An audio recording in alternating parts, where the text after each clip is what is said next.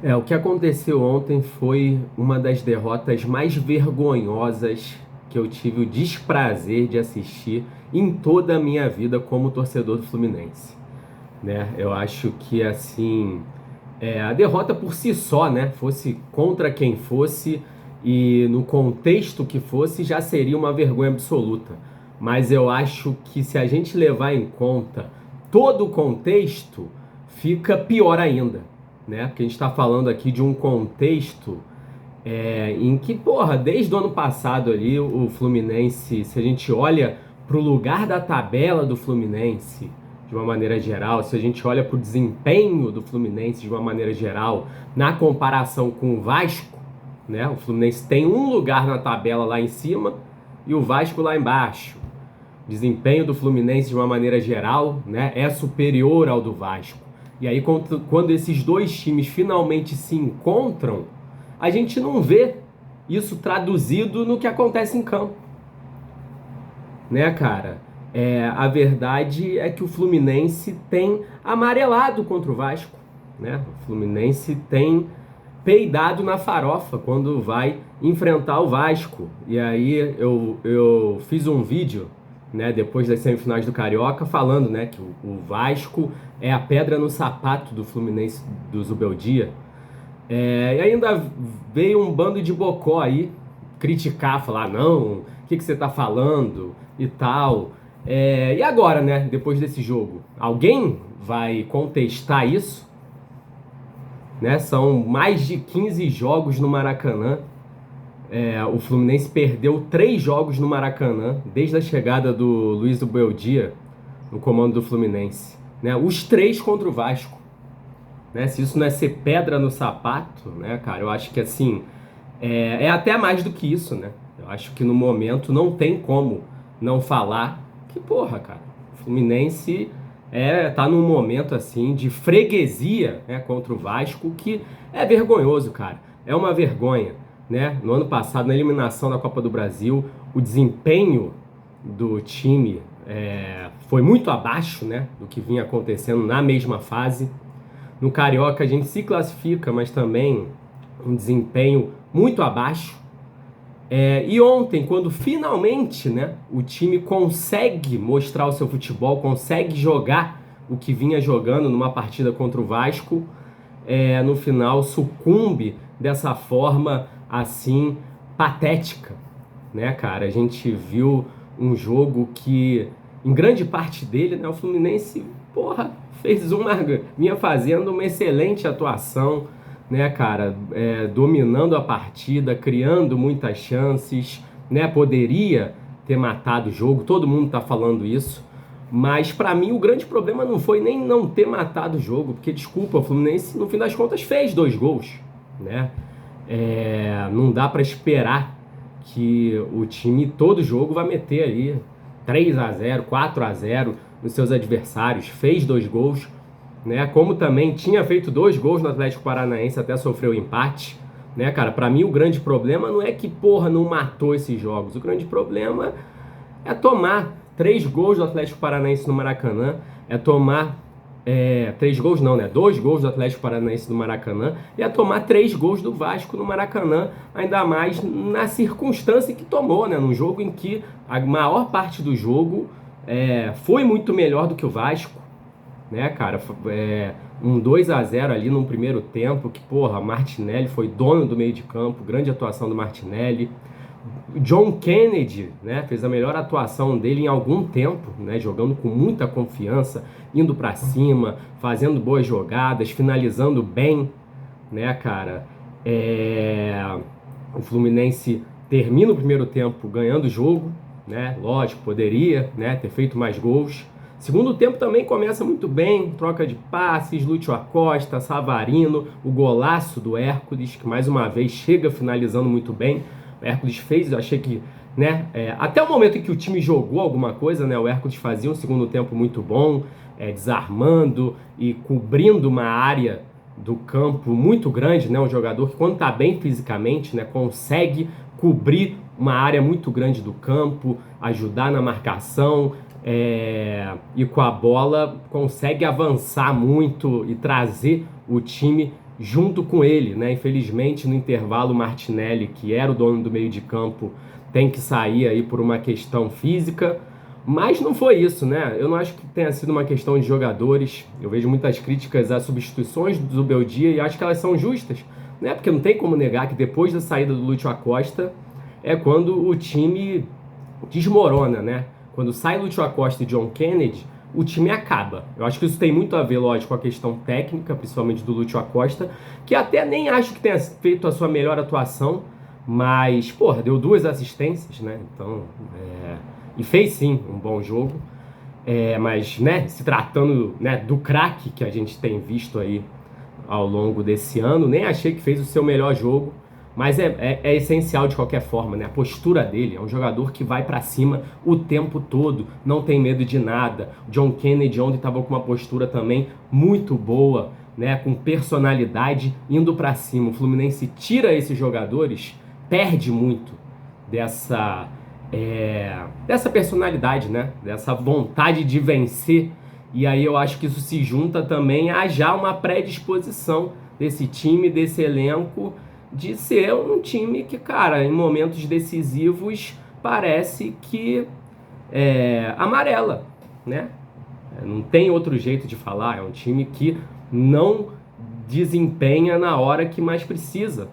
Num jogo controlado, ok, faz o segundo gol e logo depois leva um gol do Vasco, coisas do futebol. Mas depois disso o time sente esse gol de uma forma que não dá para entender, porque o jogo era todo nosso, né? E resolve recuar, recua de uma forma, permite o domínio do jogo do Vasco de uma forma inexplicável, né, cara, inexplicável. E tem muita gente também falando, porra, cara, como é que recua desse jeito e tal, e realmente, um absurdo, recuou excessivamente, e não deveria ter recuado assim, deveria ter tentado continuar jogando bola, né, mas eu falo que pra mim, o maior problema também não foi nem esse, porque a gente já viu, cara, times recuarem até excessivamente, e é o mais normal, né, cara.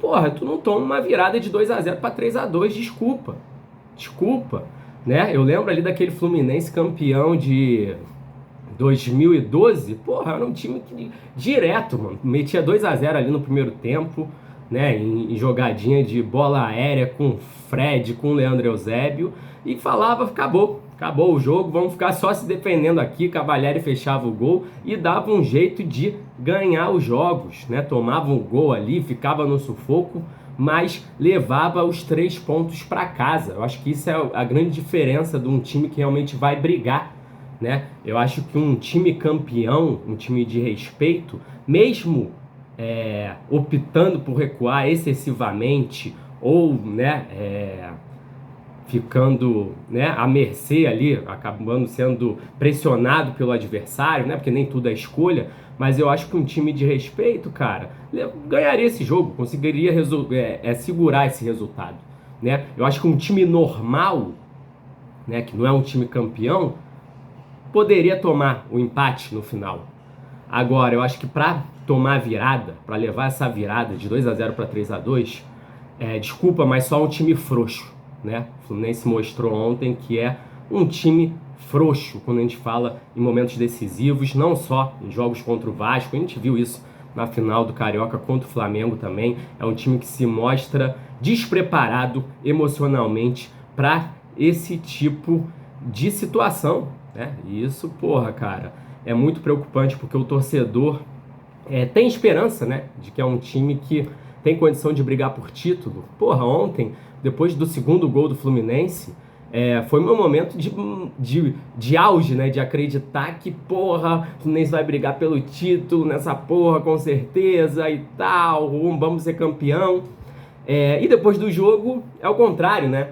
Eu nunca acreditei menos na capacidade desse time de ser campeão quanto eu acredito agora. Porque como que o torcedor vai acreditar que esse time é capaz de levantar alguma taça, né, de superar adversidades em momentos decisivos, depois do que aconteceu ontem, depois do que, né, tem acontecido, aconteceu no Carioca, aconteceu ano passado na Copa do Brasil. Então, assim, pra mim, agora tá muito difícil acreditar.